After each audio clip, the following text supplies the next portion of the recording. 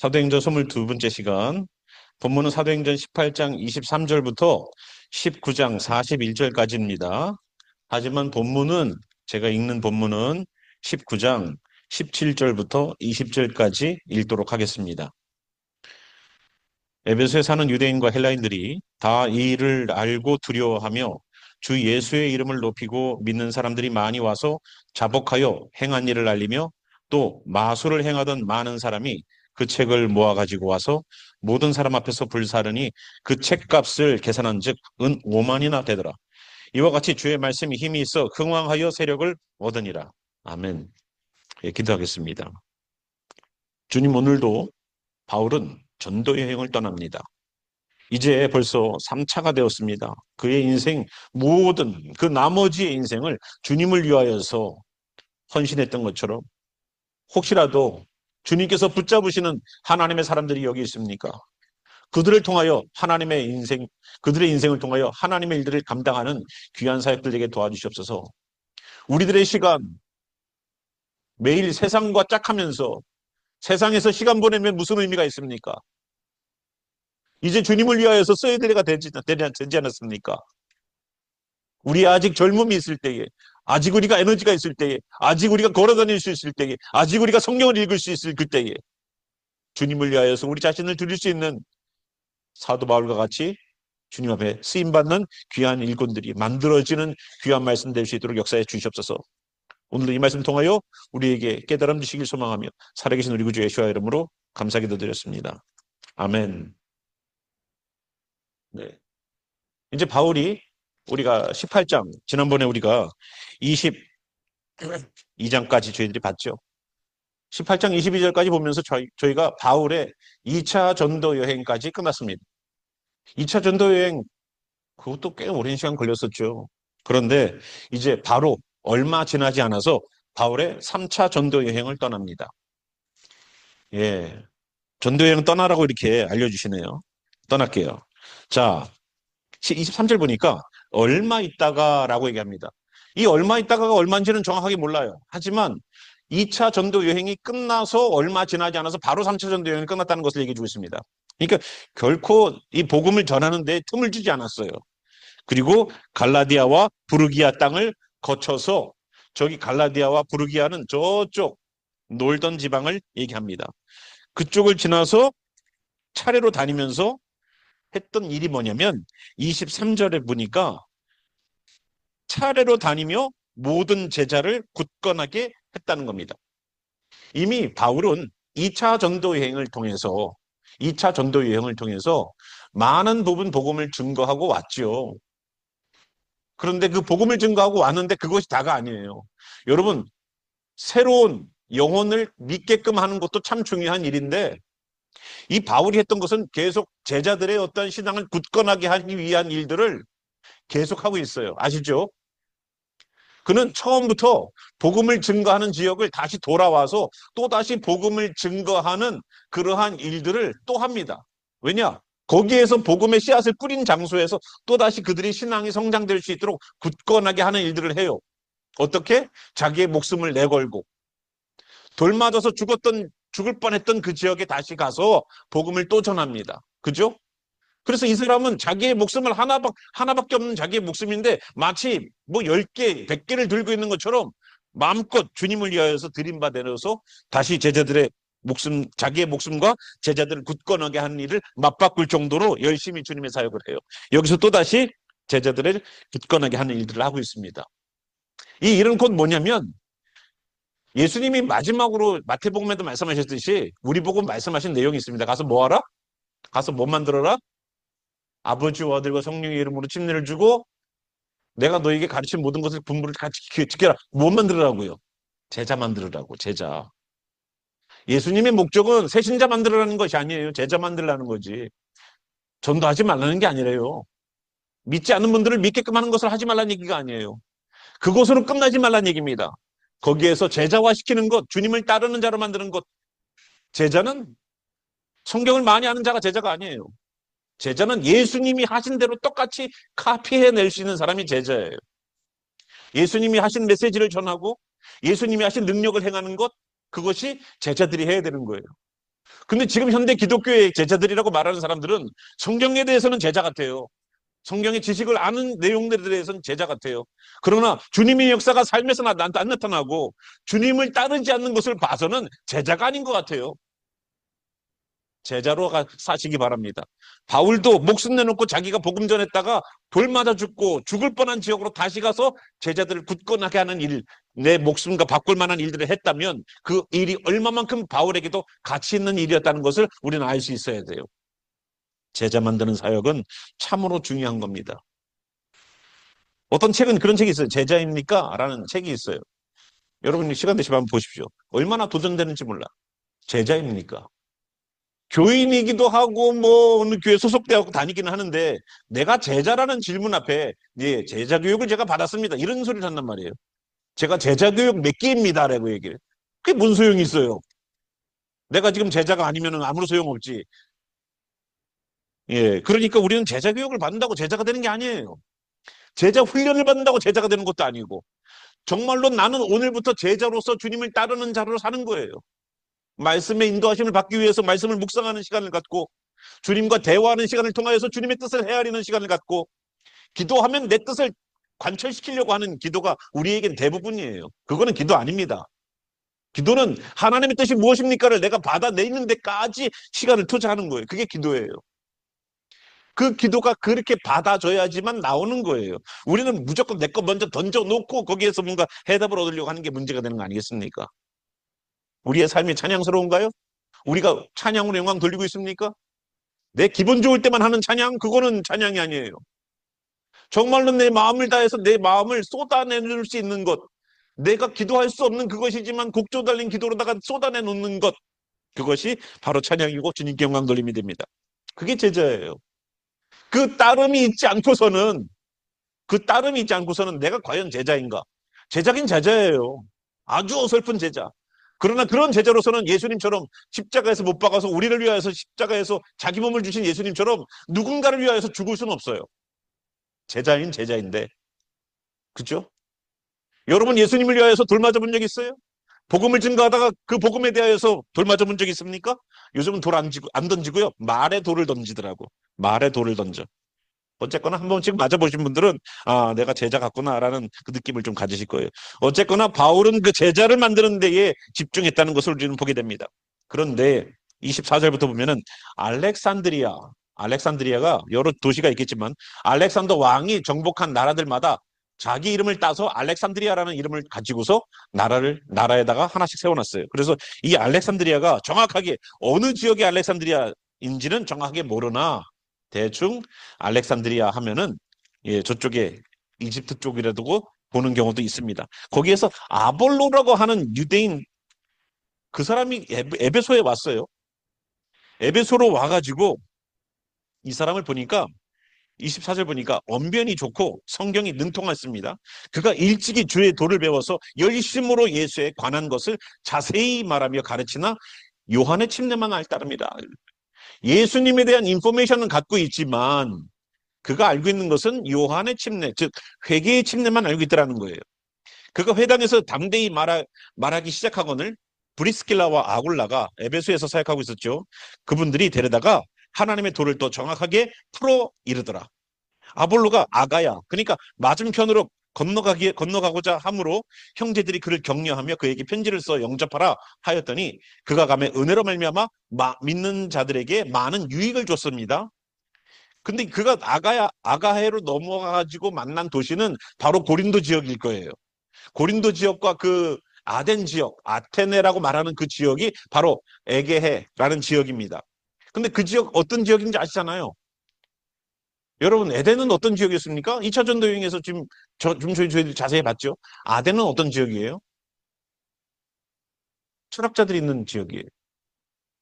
철학자들이어서 굉장히 이성적인 것을 추구하며 선을 추구하죠. 또 한 번 분파는 반대로 금욕적인 생활뿐만 아니라 이 반대로 분파는 아주 그냥 쾌락을 중시하는 그런 학파도 있습니다. 어쨌거나 그 아덴에서 늘 새로운 것을 추구하기 때문에 새로운 소리를 하니까 들어보려고 했다가 그들은 결국 안 믿었어요. 새로운 것은 추구하되 믿진 않은 아덴. 또 고린도는 어때요? 고린도는 얼마나 음탕한 도시인지 몰라요. 고린도라는 이름 자체가 그런 도시라고 말씀드렸습니다. 그런 도시에 가서 이제 복음을 증거하는데 거기에 어떤 사람들이 있냐면, 예, 28절 보니까 이는 성경으로서 예수는 그리스도라고 증언하여 공중 앞에서 힘있게 유대인의 말을 이긴다.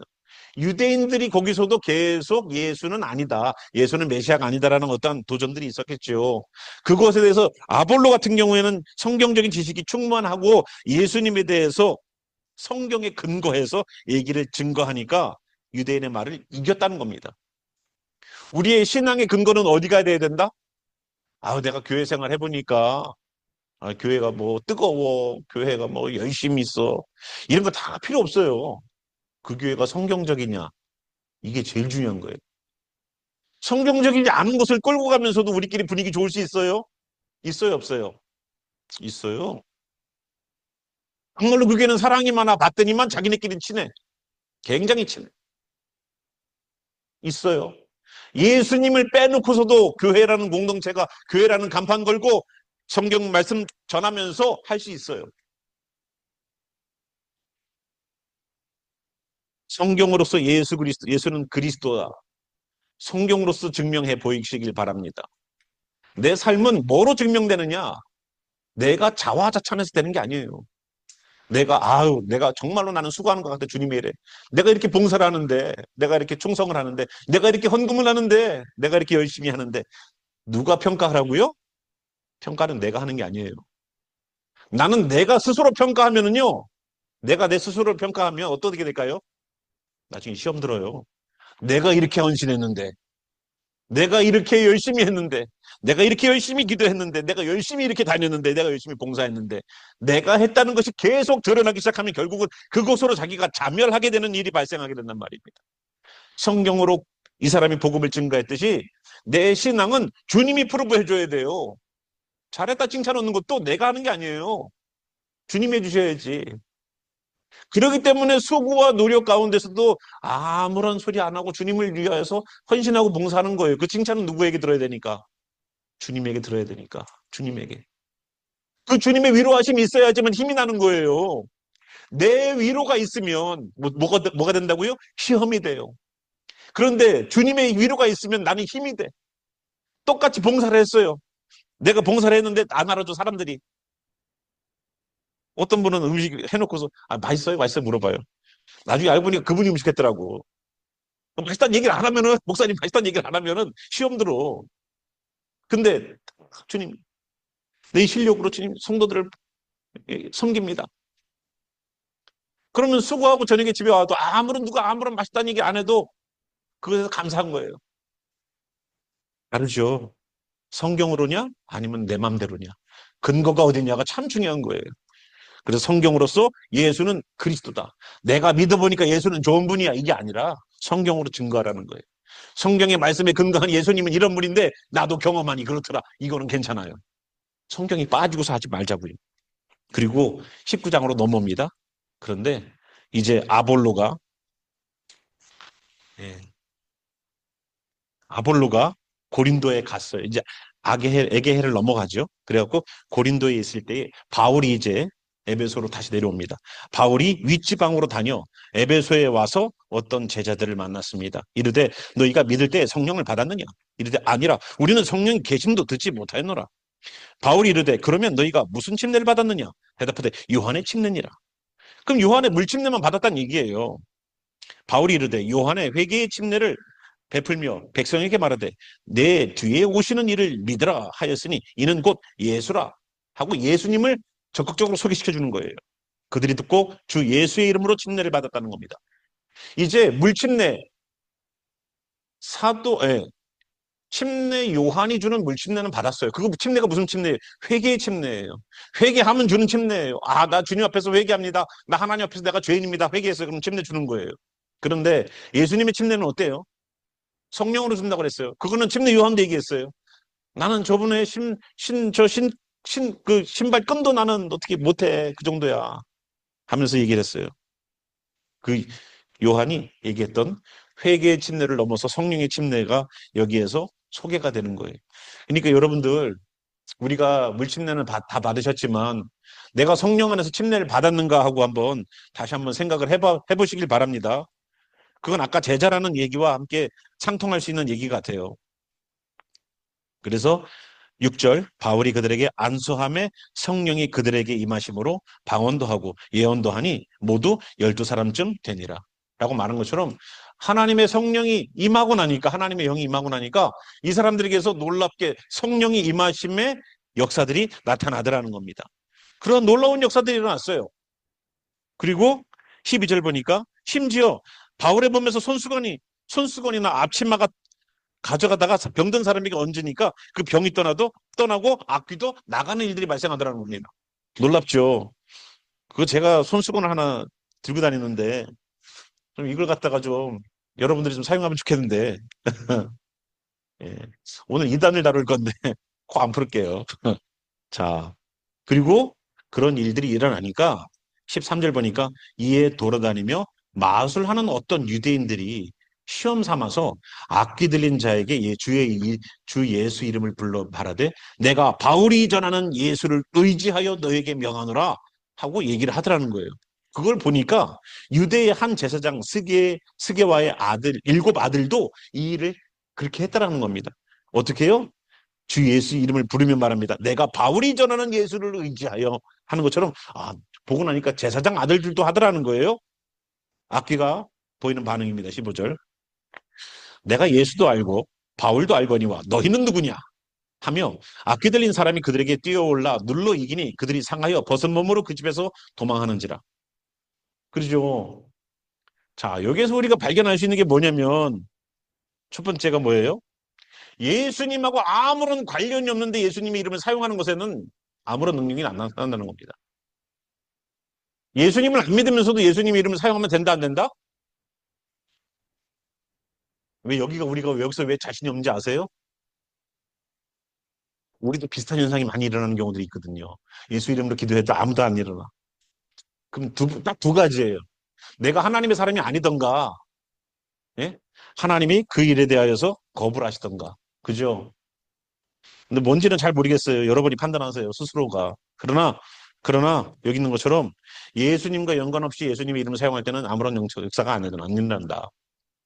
그거가 첫 번째. 두 번째, 사람은 몰라도 악령은 안다. 사람은 예수님이 누군지 잘 모르거나 안 믿거나 하지만 귀신들은 알아요. 거라사 지역을 갈 때에도 그랬지 않습니까? 우리 마가복음 보면 알잖아요. 거라사 지역 가니까 어때요? 예수님이 야, 너 이리 와봐, 이리 와봐. 내가 귀신 내쫓아줄게. 안 했어요. 자기가 왔지. 자기가 와서 예수님 하나님의 아들이라고 자기가 얘기해요. 귀신들은 알아본다니까요. 제가 말씀드리잖아요. 계룡산 구판에 크리스찬 가면은 크리스찬 쪽집게처럼 찝어가지고 내놓는다고. 나가라고. 그래서 우리 성도들 거기 한 번씩 다 가보자고 그랬잖아요. 그죠? 예. 누가 진짜 성도인지를 한번 구판에 내려가 보면 알아. 예. 거기서 다 들떡 나는 거예요. 예. 자, 그래서 여기 있는 것처럼 너희는 누구냐라고 그런 일이 일어났어요. 그랬더니 그 일이 에베소에 있는 유대인과 헬레인들이 다 이 일을 알고 두려워하며 주 예수의 이름을 높이고 믿는 사람들이 많이 와서 자복하여 행한 일을 알리며 또 마술을 행하던 많은 사람들이 그 책을 모아가지고 와서 모든 사람 앞에서 불사르니 그 책값을 계산한 즉 은 5만이나 되더라. 이와 같이 주의 말씀이 힘이 있어 흥왕하여 세력을 얻으니라. 이게 에베소에서 일어났던 일이에요. 은 5만이면 지금으로 100만 달러나 500만 달러 정도 된대요. 지금 뭐 시세가 얼마나 높은지 아시죠? 금이 뛰면 은도 뛰니까 지금 시세는 굉장히 높을 겁니다. 그래서 은 5만의 가격은 100만 달러나 500만 달러 그 이상 될 겁니다. 지금 시세로는. 그래서 그 많은 책들, 이 책들이 무슨 책들인지 아세요? 마술을 행하던 사람들이 썼던 책이래요. 그러니까 마술을 어떻게 하는 책이냐, 뭐 그런 책들이겠죠. 뭐 점성술이나 뭐 이런 것들도 다 포함됐을 겁니다. 그 책의 가치가 얼마만큼 많은지 안다면 이 에베소가 얼마만큼 영적으로 어두워져 있는 도시인지를 반증해 주는 거예요. 예수님을 믿게 되면 무엇이든지 거룩하지 않은 것은 끊어낼 수 있는 우리가 되길 바랍니다. 거룩하지 않은 건 그것이 뭐 주님 이것이 성경적인가요? 아닌가요? 내가 지금 하고 있는 이것이 주님이 원하시는 것인가요? 아닌가요를 보면은 이것이 나로 하여금 거룩하게 만드느냐 아니냐를 보면 알아요.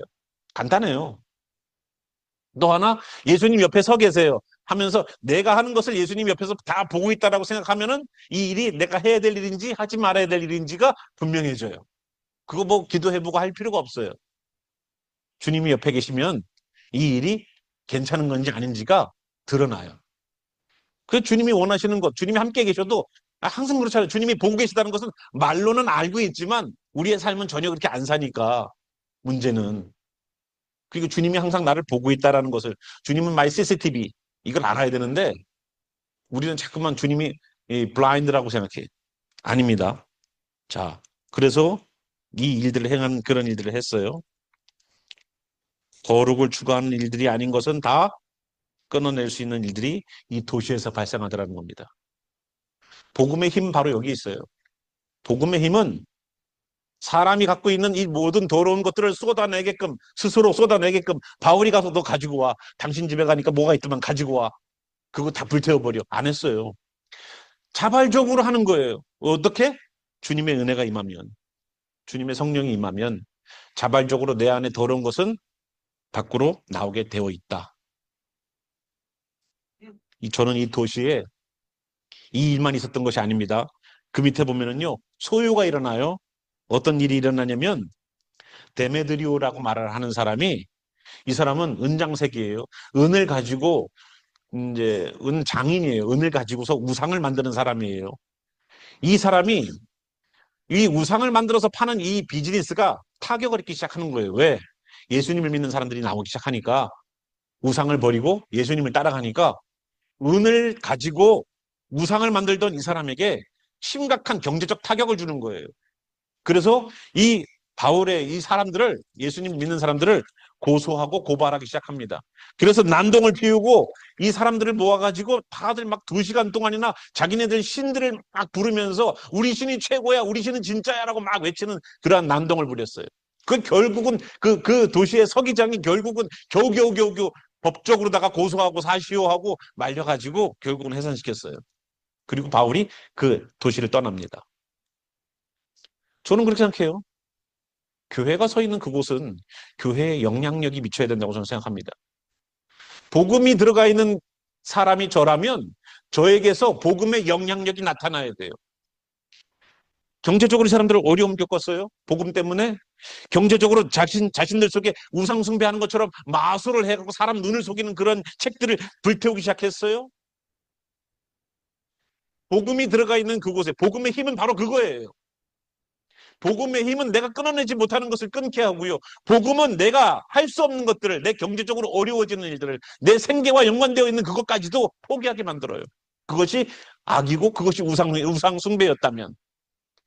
데메드리오 같은 사람이 자기의 경제적인 타격이 얼마만큼 심했다는 것을 얘기해 준다는 얘기는 얼마만큼 복음이 활성화됐다는 것을 반증해 주는 거예요. 이 도시에서 얼마만큼 바울이 사역을 잘하고 있는지를 보여주고 있는 거예요. 저는 우리 교회가 있는 이 지역이 바로 그런 지역이 됐으면 좋겠습니다. 이 복음이 전파되는 모든 곳들에게서 이 복음의 반응들이 나왔으면 좋겠어요. 거룩한 반응들. 그래서 복음의 영향력이 우리 자신뿐만 아니라 우리 가정에게도, 우리 자녀들에게도, 우리 직장에도 넘치기를 소망합니다. 그리스도인은 달라.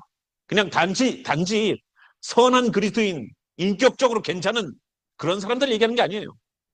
그리스도인들은 그렇다고 뭐 우리가 뭐 배은망덕하게 사는 사람들은 아니지만, 기독교를 믿는, 예수 그리스도를 구세주로 믿는 사람들은 인격 수양이 목적이 아니라고요. 우리의 인격은 주님 안에서 다듬어지고 만들어지고 성령 안에서 갖춰지게 되는 거예요. 그거는 자연적으로. 예수님을 믿으면서도 인격이 불안정하다, 인격이 안 좋다, 성품이 안 좋다, 그거는 회개해야 돼요. 나는 원래 성격이 이래. 그거는요, 주님의 역사를 거부하는 거예요. 주님은 성령의 열매를 통해서 우리에게 사랑이 넘치는 사람, 온유한 사람, 이런 부류로 만들어가길 원하시는데, 나는 원래 내 성격이 이래 하고 나는 내 고집과 내 아집들을 꽉 두고 잡고 안 변해요. 그럼 성령을 거부하는 거지. 성령의 열매 뭐라고 그랬습니까? 세상에 이 같은 것을 금지할 법이 없다라고 말씀할 정도로 세상에 어떤 법도 우리에게서 사랑이 흘러넘치는 것을 막을 수가 없다는 거예요. 막을 수가 없어.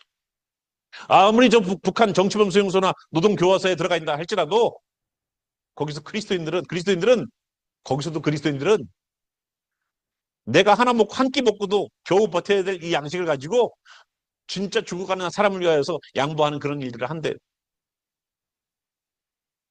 거기서도. 그러나 선한 그리스도인으로 사는 것이 그게 목적이 아니라고요. 정말로 주님 안에서 붙잡혀서 주님의 사람으로 살면 우리들의 인격과 성품까지도 다듬어진다는 것을 우리는 아시기 바랍니다. 주님의 복음이 들어가면 복음의 영향력이 나타난다는 거예요. 영향력이. 여러분, 복음의 영향력이 에베소에 있던 이 사람들에게 일어나는 것처럼 저는 여러분들의 가정도 변하고요. 여러분의 직장도 변하고 친구도 변했으면 좋겠어요. 나 때문에. 나 때문에. 복음의 선한 영향력들이 거기에서 넘치길 바라요. 그리고 바울의 2차 전도 여행에, 아니, 3차 전도 여행에 19장 마지막 절까지 우리는 마쳤어요. 이제 저희가 다음 주가 되면 바울의 3차 전도 여행 마지막 반을 달리게 됩니다. 함께 우리 말씀 마치고 함께 기도하는 시간으로 좀 들어갔으면 좋겠어요. 우리 함께 일어나셔서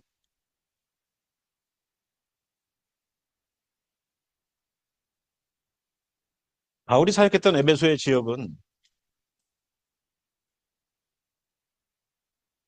바울은 제3차 전도 여행을 약 4년 동안 집행합니다. 그런데 이 에베소라는 지역에서 3년을 사역을 해요. 회당에서 석 달 동안 가르치다가 유대인들이 소동이 나서 결국은 두란노 소원 학교로 옮겨서 예배를 드려요. 그런데 그 두란노 소원으로 옮겨서 예배를 드려도 거기에서 놀라운 일들이 발생하더라는 겁니다. 그리고 에베소가 변하기 시작해요. 장소가 교회가 아니면 어떻습니까?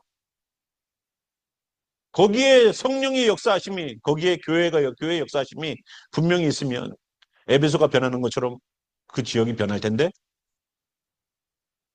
장소가 중요한 것이 아니라 그 장소에 누가 주님의 사람으로 쓰임받느냐가 중요한 거 아니겠습니까? 에베소가 변하고 그들의 죄악된 마술을 행하기 위해서 봤던 그 책들을 불사르고 우상숭배에 타격을 줄 만큼 에베소는 변화되기 시작했어요. 이게 복음의 힘입니다. 성도님들, 예수님의 그 복음은 아무런 힘없는 무력한 그런 복음 아니에요. 예수님의 복음은 우리들의 죄악을 토해내게 하고 우리들의 삶 가운데 우상들을 무너뜨리게 하는 놀라운 일들을 하실 겁니다. 그것 때문에 내가 변화되어야지 누군가를 변화시킬 힘이 나오는 거예요.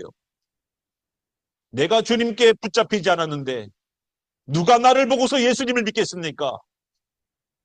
내 인격과 성품들이 주님의 성품과 주님의 인격을 담지 않았는데 누가 예수를 믿고 교회를 나오겠습니까? 복음의 방해자가 우리가 될 수 있어요. 복음의 방해자가 되지 않고 오히려 복음의 선한 영향력으로 그 지역을 변화시키는 놀라운 일들에 복음의 힘을 나눠 갖는 귀한 역사가 일어날 수 있도록 우리 함께 기도합시다. 하나님, 오늘도 이 지역과 이 교회가 복음의 선한 영향력으로 놀라운 주님의 일들 감당케 하소서. 우리의 죄악들을 그들이 토해내게 하시고 우리들 가운데 있는 우상들을 근절하는 일들이 발생하여 경제적인 타격이 있을지라도 우리가 주님 붙잡고 나가게 하여 주시옵소서라고 함께 우리 기도합시다. 오늘도 우리가 복음을 전하는 이 지역이, 이 교회와 가정과 직장들이 에베소처럼 변화되기를 소망합니다. 그들 가운데 있는 우상들을 끌어내는 작업들 때문에 우상을 만들어 파는 장수가 소동을 일으키고 소유를 일으켰습니다. 교회가 세워지고 복음이 뿌려진다면 예전에 영국의 대부흥운동이 일어났듯 미국의 대부흥의 운동이 일어났을 때에도 술집은 문을 닫고 감옥은 텅텅 비었으며 산업혁명으로 탄을 캐고 나오는 그 검은색 광부들의 눈에는 복음을 듣고 흘리는 눈물 때문에 그 검은색 얼굴에 하얀색 두 줄이 생겼다고 역사는 얘기합니다. 주여, 인생의 막장 같은 그러한 곳에서도 복음 앞에 나오는 그 현장들이 되게 하셨던 역사들의 현장들처럼 우리가 사역하고 있는 가정과 직장과 이 지역이 에베소처럼 변화되기를 소망하오니 주여, 이 복음이 널리 널리 전파되어서 말씀이 흥왕하는 역사가 일어나기를 소망합니다. 예수님은 열심히 믿는다고 교회는 아니지만 정말로 우리 속에서 주님을 경험하고 있나요? 주여, 우리를 긍휼히 여기시사 주님 우리에게 역사해 주시옵소서. 오늘도 우리에게 역사하실 하나님께서 역사하셨던 그 역사의 현장처럼 역사하시는 하나님의 일하심과 오늘도 우리가 붙잡아야 될 그 이름 예수님, 그 예수와의 역사하심과 오늘도 성령님으로 자정하시면서 우리를 인도하시며 주의 사역 맡기시는 그 성령님의 일하심이 지금부터 에베소 교회처럼 변화되기를 소망하는 이들이 변화되는 귀한 현장들이 그 사모하는 성도들에게 영원히 함께 하시기를 살아계신 우리 구주 예수의 이름으로 축원하며 기도합니다. 아멘.